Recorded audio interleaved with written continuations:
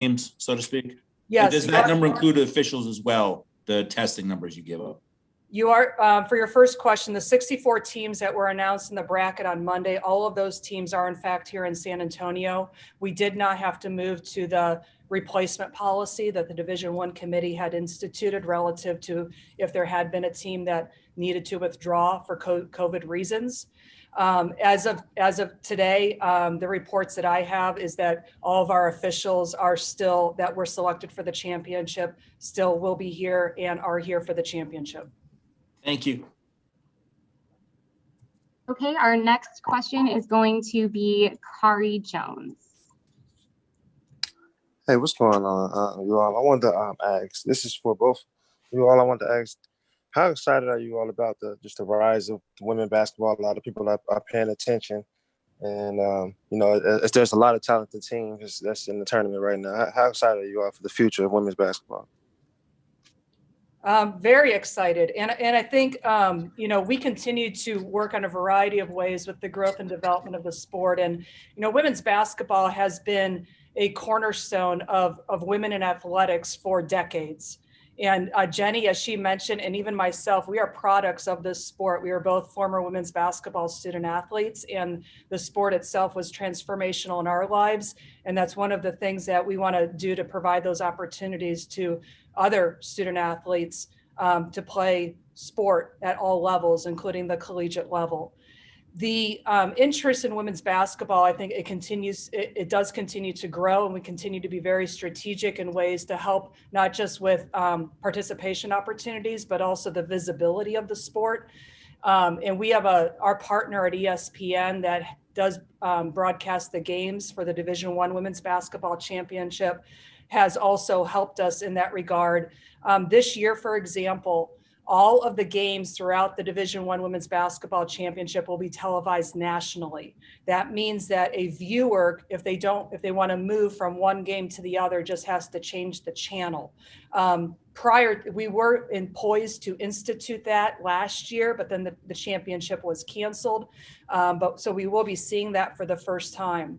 Prior to this, the games were regionalized, meaning that if you were on the West Coast but wanted to watch an East Coast game, you may not have necessarily been able to do that. But with the national coverage, a fan of women's basketball and of sport can simply change the channel. The fact that ESPN also, we will see some games this year also broadcast on ABC, I think is also a tremendous point to point out, because that happens because the viewership associated with women's basketball has continued to increase. So those are just a few points that hopefully are helpful as we continue to see the interest, both those fans watching and fans attending games. Jenny, is there anything you want to add to that?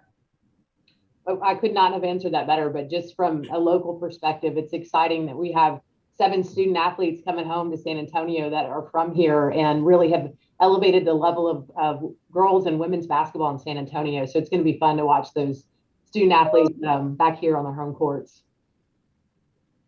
Thank you. Next, we will go to Ronald Wallace. This question is for Lynn and then also to Jen. Lynn, we're back here in the tournament. We didn't have a tournament last year, but what does it mean to the NCAA and also to all of the participating schools to be able to have a basketball tournament this year? And to Jenny, where can I get some of that Final Four gear from? Because I need one of those jackets. Well, for us to have a championship last year and having gone through from the administrator experience, just the sheer gut wrenching, frankly, disappointment and all the emotions that came with the cancellation of our championship, for us to have the opportunity to have our championship this year, to do it in this historic manner is, it's hard to put into words how meaningful it is. It is emotional. We care. My staff cares, our extended team that is helping us do this, that we have called on from throughout the San Antonio area and also throughout the country in order for us to execute and operationalize this event.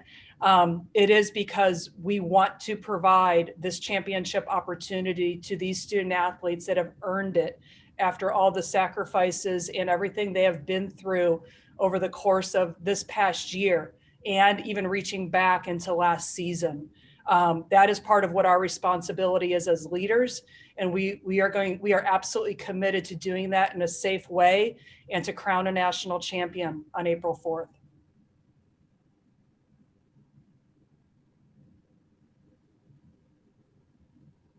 And I guess to answer the second part of that question, event1teamstore.com or come volunteer for San Antonio sports. Thank you. We are going to go next to Cheryl with Hoop Feed. Hi, this question is for Lynn. As an administrator, I mean, it seems kind of surreal that we're at this point right now, given the previous year. What are some of the biggest challenges you faced getting to this point that seemed insurmountable, like last spring? And also, a second question is, how many referees are there? I know that the men's side went down from 100 to 60, and then they had those few that are out now because of COVID. The number of officials associated with the women's basketball championship is the same. We have 60 officials that were provided the opportunity for the great work that they've done by the Division I Women's Basketball Committee to come here and officiate in San Antonio. And the, you know, like what are some of the challenges or kind of, there's a lot of challenges. And as we undertook this process and as the committee, moved to the decision to go to one geographic area and then identifying that San Antonio was the place to do it. There were challenges because of the needing to have patience and timing as we continue to see how the pandemic was going to unfold, and also the feasibility for us in college sports to have our championships. And then frankly, when we got to the point in time that we were committed to doing it and that we could move forward, it has been it feels like a marathon that you are running a sprint in, and sometimes you don't necessarily feel like you trained well enough for it. But there's challenges, as I said, because we've never done this before with 64 teams that we didn't even fathom or imagine, but we have pivoted. There's been the twists and turns, and we are getting it done. I mean, it is everything. It is every aspect of the championship and things that I didn't even think about, that we are trying to make sure we are providing a tremendous experience for our student athletes. That is from the moment that they left their campuses to come on the either charter aircraft or bus on their arrivals. How do we continue to provide that welcoming, open arms experience, but yet in an environment of which you can't do the same type of activities as you did before? The details that surround just a sheer movement of a team in a hotel such as the one that I am in that has 22 teams, of which they each have their own floor, but the movement of the elevators has to be timed in order for them to, as a team, move down the elevators to walk in the secure corridor outside to the convention center for their testing. Those are details that we have never had to deal with before. But we are doing it successfully. We have done it successfully since the first teams arrived. And as of 64 teams yesterday, it is successful. And that's because of support such as with the San Antonio Police Department and others. We've been doing this, and it's gone as well as it could. Thanks, and good luck for the rest of the week. Thank you.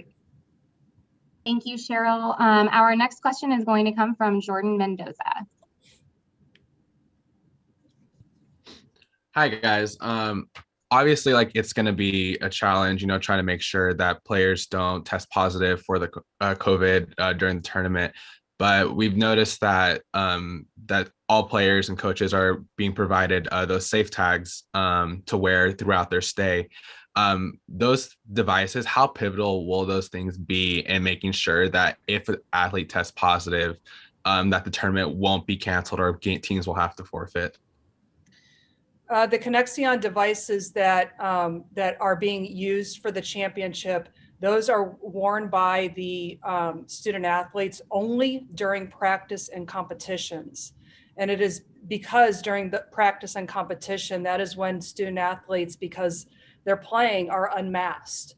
The usage of those devices, those are part of the medical protocols that were put in place that we worked with Bexar County here in San Antonio on as the lead health authority as part of the medical protocols, and specifically that if there is a positive test, the usage of those devices allows us to have information relative to individuals wearing those devices for when the contact tracing exercise protocols have to be used. So that's the reason for the devices and when they're being used. It allows the Bexar County health officials and contact tracers to be able to identify if in fact anyone beyond the individual that may have a confirmed positive does have to be, that situation has to be addressed. Thank you. Next, we will go to Waylon Cunningham. Hi, yeah. So I might have missed the part earlier about these connection devices. So I might like to know what they do specifically. But I also wanted to ask what protocols are in place for these hotels to enforce the bubble. Because I've heard that some of the measures are pretty intense, and I was hoping you could talk about some of them. Sure, I can reference a few different things here. First of all, as part of the medical protocols, prior to being able to get on the transportation to come here to San Antonio, our travel parties, our teams needed to have 7 consecutive days of negative tests. Then on arrival here, the teams were placed in quarantine, and they had to have 2 days of testing before they would be released from quarantine. And what that means is that that over the course of the 2 days, that they had to be in their rooms essentially, and in their single occupancy rooms. Within the hotels then themselves, the 7 hotels that we are using as team hotels in San Antonio are the NCAA, and we are the sole occupants. So that means that we've bought out the entire hotel, so that that is part of the controlled environment, of which there are managed access points to make sure that, because the public is not allowed in in the controlled environment. The other things that we're doing relative to the teams, you mentioned the Connexion devices again, for example. These are in fact things that several of our teams use throughout the season. It is a small device that is placed either somewhere on the uniform, such as the waistband, for example, that during practices and competitions, the squad out there, the team on the court all has those. And what they do is that they're recording how close in proximity one individual may be to the other. So there's data that's produced. And that's why then that data is information that is used with the assessment that's done if contact tracing does have to be initiated, because then you have to move into if there is a confirmed positive test, you have to move into that investigation relative to the contact tracing and see, as I said before, if any individual that meets those CDC requirements or the medical protocols that we've worked with Bexar County on, if any other individuals do then have to be placed into quarantine because of a positive test. Okay, we have a lot of hands up, so I just wanted to let you know we're down to kind of the end here. We have 6 people, I believe, who raised their hands who have not gotten to ask a question yet. So I am going to go through just those 6. But as a heads up, we are going to have additional availability, including tomorrow. So please, if you don't get your question answered, call in tomorrow. So with that, we're going to go to R.L. Bynum.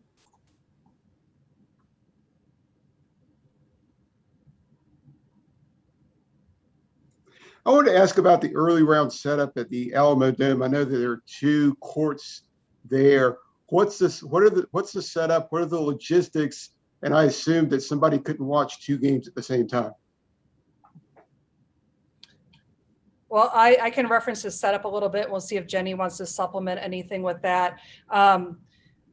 two games will not be taking place at the same time. That's just not, there was a decision made with the committee, and then also just operationally, because you don't want the sound such as PA system to interact or interfere with the other game. But there are two courts that have been constructed there. With the size of the Alamo Dome, it really provided us the opportunity to have that two court setup.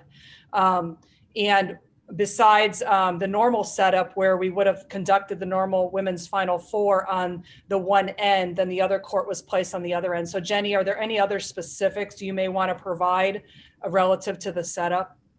Yeah, so the arenas are almost identical. We did have a little bit of a head start because we were just coming off of hosting the state girls and boys high school championship. And so the North Arena was almost built out the way it looks today. Of course, there was a court changeover to put in the NCAA court and move the retractables down to the south end for use. And so once we finish the Elite Eight games, we'll do one more conversion, bring those retractables back to the North Arena configuration to complete the entire Arena Bowl build out that will be the Final Four setup and would have been in a normal Final Four year. So it's a really neat concept, and it came out of a format that was used back in the early 90s when the Spurs used to play in the Alamo Dome. And there was, at one time, we had the Spurs playing on the north end and an ice sheet for a semi-professional hockey team playing on the south end. And so that's kind of where this all derived from, and it looks beautiful. Thank you. Our next question is going to come from Faith Woodard. Hi, my question is geared towards anyone who has the most knowledge about this question, but I really want to focus on the finances of the tournament. Financially, how does this tournament rank to the other more traditional tournaments that we've seen, and has this year been more expensive to implement all of these COVID protocols? I mean, can you guys quantify or crunch some of the numbers for some of these major expenses when it comes to keeping some of these teams safe? For example, maybe, buying out hotel rooms, COVID tests. How does this rank to other tournaments that we've seen? Well, I'll answer that question in the context of when I said that this is historic and it's never been done before. That also relates to then what it takes financially to operationalize this. So I will say, I'll after this, Faith, you can redirect some of your specific questions back to Megan if there are some other information. But some of the examples you provided are, of course, logically and on point, is that we're also doing this historic, bringing 64 teams into one location under a controlled environment in the midst of a pandemic. So there are expenses and there are things associated with this championship that we would not normally see and have to deal with. That includes, the hotel buyouts. It includes the testing and examples such as that. So your inclination and kind of the areas that you emphasize are certainly areas that aren't typically part of the operation budget of our championship. Jenny, is there anything you want to add potentially on that about local impact economically for the community or otherwise? Yeah, I think that's a good thing to touch on. We've run some early numbers to get to an estimate on direct visitor spending from all 64 teams being here with their official team travel parties, as well as family members visiting with those teams, as well as when we get into Sweet 16, Elite Eight, and Final Four rounds, when we are opening up to a limited capacity on seating. So we anticipate about $27 million being pumped into the local economy, which is just fantastic for San Antonio right now. Thank you. Our next question is going to come from Hector Ledesma. Good morning, Lynn and Jenny. Lynn, just a verification question. Saw the press release, the announcement when it came out a couple of weeks ago, but just want to make sure, especially given the times. I'm assuming that the fan attendance policies have not changed. Still going to be at 17% capacity from the Sweet 16 on? That is correct. For the Alamo Dome, where the Sweet 16 takes place on, it's 17%, and that is what was approved by the health officials in the venue. Okay, and since I've got the floor now, I don't suppose there's any kind of an update or any more specifics that might be useful that's not already out there in terms of local fans. Not in the sense of capacity from my perspective. Jenny, is there anything that from your end? I mean, I don't think so. There was an early ticket sale opportunity for Final Four tickets this morning that went really well. And I think we're at about 4,800 that makes up that 17%. So, you know, there was an opportunity for local fans to get in there and hopefully have a chance to buy tickets. But assuming they probably went pretty fast. Okay, we have time for just 2 more questions. We're running over just a little bit, so we'll go first to PJ Brown. Hi, this is PJ from the Arizona Daily Star, and this question is for Jenny. Could you walk through just a little bit of what it was like when you first heard from Lynn that the entire tournament was going to be held in San Antonio, and you had less than 60 days or whatever it was to plan it and just get it going? What was that like for your team, and what was this, what were the big hurdles that you had to overcome, and even the fun things that happened during that time? That's great questions. Actually, the call came back in November, and I'll never forget that morning discussion with Lynn. And it came on the day that the men's tournament was announced that they were exploring one geographic location for their entire championship. And so we had that conversation about the opportunity for San Antonio, if we would even consider it, if it was something we wanted to do, and could we do it? And so our team quickly jumped into action, put together a plan and a proposal to submit and present to Lynn and her team and the Division I Women's Basketball Committee. We put together a list of available venues, who might be able to host games, practice sites, hotel inventory, bus inventory in town, and put everything we thought together that would present the plan, saying that San Antonio could do it, and we absolutely wanted to do it. And so since then, it's been a whirlwind. I mean, we made the announcement in February that it was actually going to happen in San Antonio, and as Lynn said, I mean, it's sprinting a marathon, and it has been since then. But it's been a lot of fun along the way. I think to answer the second part of that question about some of the fun things, I think for me, seeing the overwhelming support from our community just coming from everywhere. Everybody wants to jump in and assist and do anything, not their typical roles. So to me, that's been one of the greatest things about this entire experience. PJ, the one thing I would add, in seriousness, but also kind of a funny from my perspective, is that I know with the women's basketball team, our staff, as we had an opportunity to come here to San Antonio to evaluate the venues and things of that nature, because we've been, working from home as many people have, we were not in site visit shape to be doing all that walking and moving in ways that we had not been for a while. And I think that's also was the case here early on with us being here, is that we've moved from these environments of how we were all conducting our daily lives, albeit so much virtually, and then coming here to San Antonio. It's also been, us still being constantly masked. I'm in my room by myself right now, so that's why I don't have a mask on, but physically distanced. But to be in the presence of people that you thoroughly enjoy working with, and we are working towards such an important cause and what we're doing, it is very rewarding, but the body doesn't always know that. Thank you, Lynn. All right, our last question for today is going to come from Andrew Chernoff, and I will just note really quickly that, again, if you did not have an opportunity to ask a question today, we will have media availability at the exact same time tomorrow. Would encourage you to call in, and we will be joined tomorrow by Women's Basketball Committee Chair Nina King. So with that, Andrew, go ahead. Hey, Lynn, this question is for you, and I've actually got 2 of them for you. The first is, a lot was made about Texas opening up to 100% back when they announced that, and the challenges that would present to you all.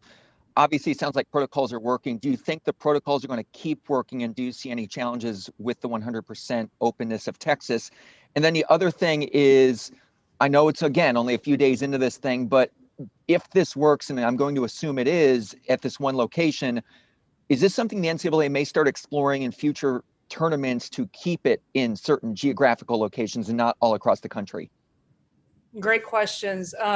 Relative to your first one, as we've noted numerous times over the last several months, you know, part of us getting to this point of where we're at today with the championship is from the get-go, we had to work side by side and in collaboration with the local health officials. Every aspect of what we're doing and every medical protocol are things that we have had to present to Dr. Colleen Bridger, who's the lead health authority here in Bexar County, and then also involving both Travis and Hayes County, where two of our other competition venues are at for those first round games at University of Texas and Texas State. Even with those protocols and us being in lockstep as we move forward, when the announcement was made around the masking and whatever else that was as part of that the governor made, within 20 minutes of my becoming aware of that, we were on the line with Dr. Bridger and starting to review what that meant relative to the protocols that we had already that had already been approved by the health officials through those conversations, because with the magnitude of this event and our desire and commitment to keep the participants and everyone involved safe, as the NCAA has also worked with its own medical experts through our COVID medical advisory panel. We continued, and Dr. Bridger agreed that we would continue with the medical protocols that had been in place. So I fully expect that throughout this championship, and it's not even a negotiable, we will continue to comply with the medical protocols. There will be masking, there will be physical distancing. We have a responsibility and an obligation to keep our student athletes and those that are involved safe. There is daily testing of individuals and of individuals, our participants, myself, the staff that even has a possibility of being close to these individuals because we may be courtside, for example. So those things will continue. And it is also our responsibility that as this continues over the course of the next couple of weeks, that we do not deviate from that. With the future of the championship, you know, this in a time of crisis, it also is a time of unique opportunity.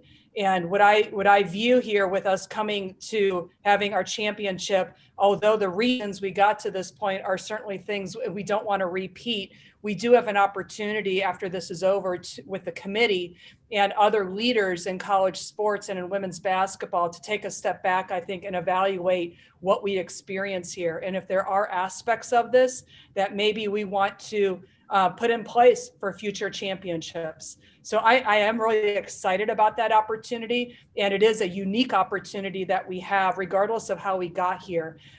Starting in 2023, we were already poised with the championship that we were going to be moving from a normal, what had been done previous, what still is being done until 2023, but going from 4 site regionals down to 2. But this is even a different situation that allows some evaluation and then to make some decisions about if we're going to change the way that the championship is done in the future. All right, and with that, we are going to go ahead and conclude for the day. As I noted earlier, we will have this same immediate availability again tomorrow at the same time. The link that you had to access this call will be the one you use tomorrow. And again, tomorrow we will be joined by Nina King, who is the chair of the Women's Basketball Committee. So with that, thank you all so much for your time this morning. And we're really excited to play basketball.